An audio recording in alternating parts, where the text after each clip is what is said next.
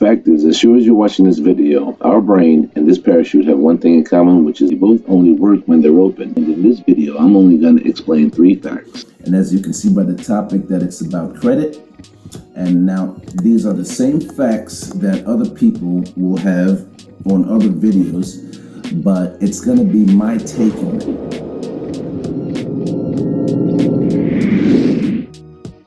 Mine is more direct. There's no fluff. That's part of my personality, which actually won't settle with everyone, but that's why Baskin-Robbins has so many different flavors, because one flavor doesn't suit everyone.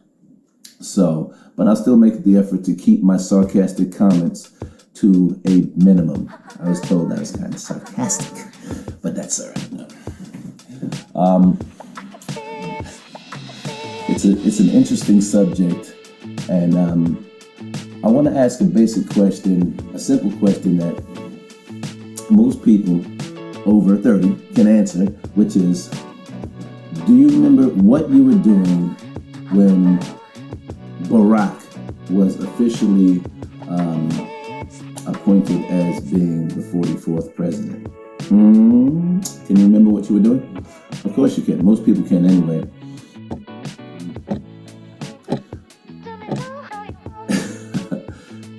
You remember. All right. It seems like yesterday, but the fact is it's been over a decade that this happened, which just goes to show you how time really flies, right? Which relates to exactly what this video is all about, which is the mindset that it takes to establish fantastic credit. And no, it's not going to take 13 years, and Barack's definitely not going to help your ass out. And also, no, it's not going to cost you not even 1 penny.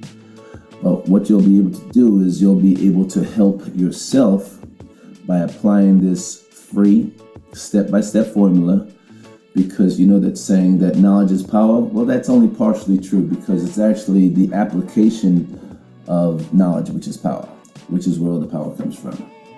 And if I can take my score from the mid 500s to over 800 by using these simple steps, then I'm pretty sure that you can too. So what I'll do is I'll just ask you another quick question, which is, what is your favorite song that you know all the lyrics of? Now I'll give you a couple of seconds. Now, whatever that song is, why don't you tell me, or tell the person next to you, how much do you make every time you sing that song? Huh? Not too much, probably, if you're like most people. But when you use that same feature in your brain that's not paying you a whole lot of money, and you apply it to improving your credit score, then you'll easily be able to turn your credit score into something that you will be proud of. I'm kind of like proud of what I did. So it just basically comes down to being a little bit patient. You have to be patient with anything that involves quality. Like that special person that could be in your life right now. Because sometimes to get the quality results, it just takes time. So it didn't just happen overnight. So basically you got to give time some time, really, right? And it's really 3 main points that you have to focus on to get your credit to a place where you want to get it. And one is your payment history, all right? Your payment history has to be, you want to try and get it as sharp as possible. You don't want to miss any payments, right? That takes up 35% of your overall score. So you want to keep an eye on that. It helps lenders to know what type of risk you are. So if you want to get better credit, then don't be a risk in their eyes, because they're using those eyes to have a look at your accountability. So pay all your bills on time or before. And if you want to dive a little bit deeper into that, then if you want to dive a little bit deeper into the main 2 dates of the month that are going to be really important, then just leave a comment. If you want to know the main 2 days, leave a comment. And if you want to know the main 2 days of the month, that's going to be most important for you to. And if you want to know the main 2 months of, and if you want to know the main 2 days of the month that it's most relevant, most important for you to know in order to assist you, then just leave a question in the comments and I'll be sure to get back to you most expeditiously. All right, quickly.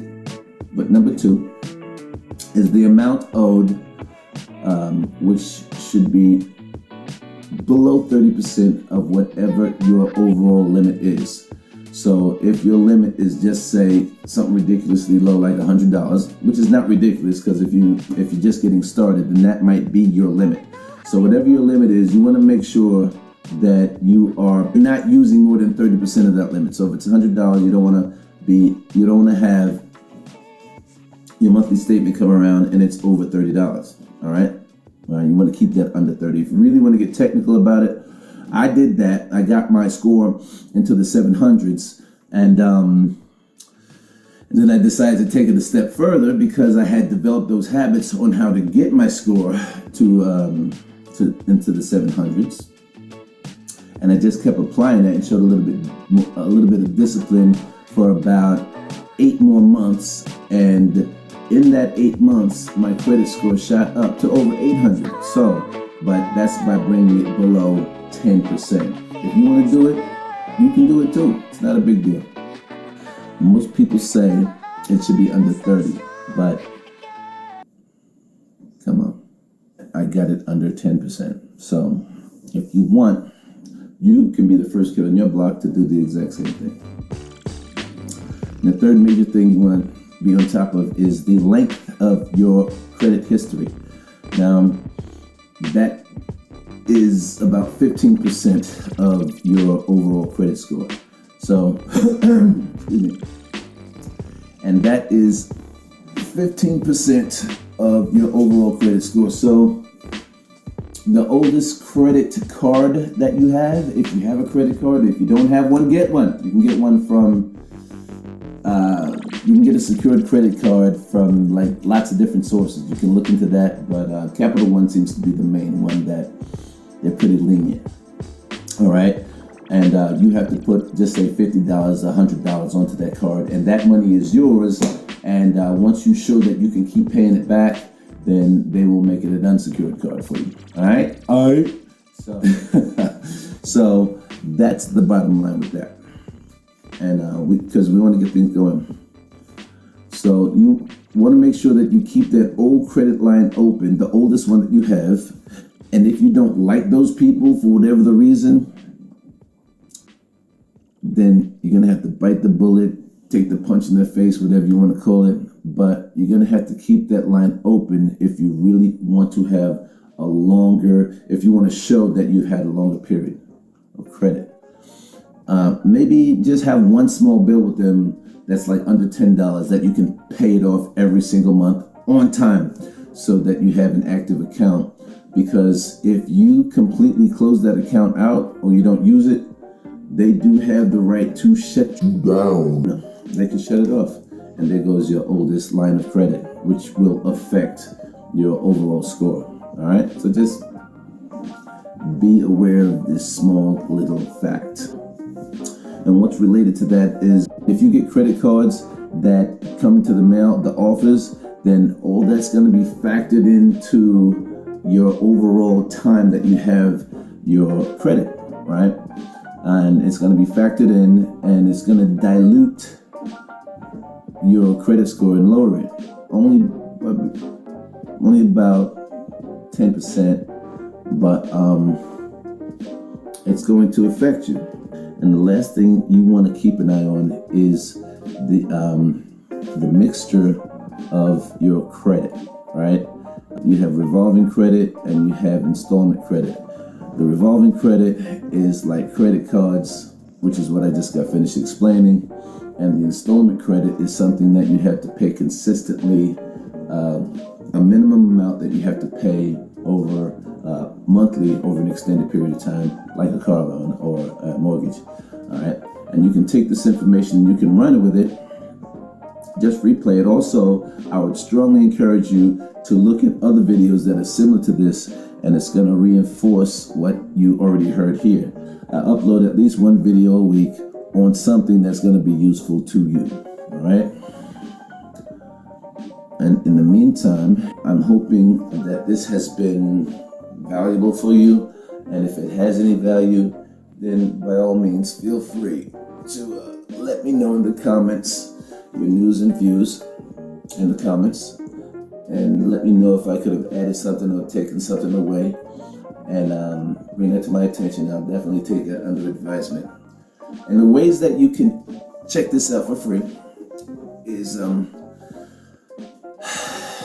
you can go to, there's a couple of ways that you can learn how to stay on top of this on your own, right? They have something called free annual credit, where you can actually look it up, where you can actually look up the 3 different credit bureaus, Experian, Equifax, and TransUnion.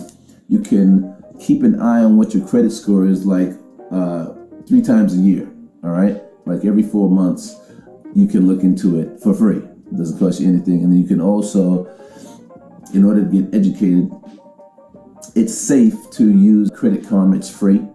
They have Credit Wise. It's free. You know, you have to have an account with Capital One. And there's a couple of other ones out there. I don't really use any of them too much anymore. It's basic habits that you develop, and they will show you those basic fundamental habits in Credit Wise and Credit Karma.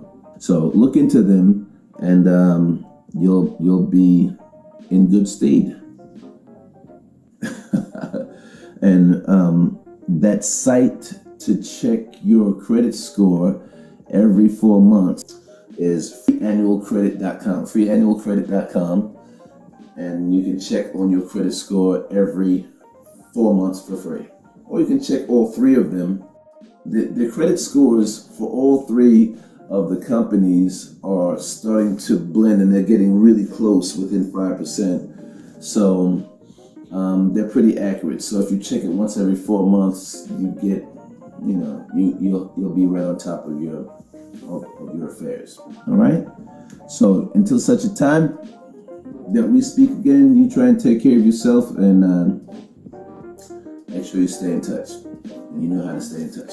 Click that subscribe button, and I'll be talking to you when I'm listening to you. Another time, another place. Remember, never put your hands where you wouldn't put your face, because that's no fun. I know you crazy.